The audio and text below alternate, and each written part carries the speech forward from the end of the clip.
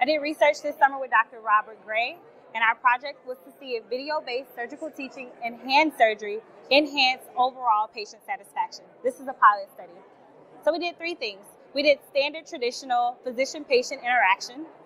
We did a video of Dr. Gray recording, him explaining the exact same thing that they got in office, showed that video in person, and then the third thing was gave a link to that video so they can watch it as many or as few times as they'd like.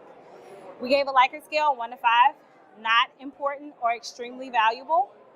And then what we found was, on average, men liked the in-person video shown to them so they can ask questions but also get the data that they needed and leave the office as quickly as they could. Women liked the traditional method over the other 2 options.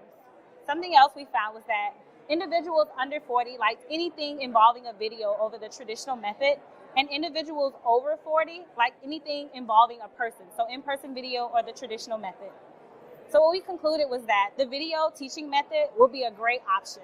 It does a few things. It standardizes the information given to the patient, so you don't have to guess about the things that were given, and it takes out the equation patient recall because you can go and see the information as many or as few times as you would like without having to remember what was told to you.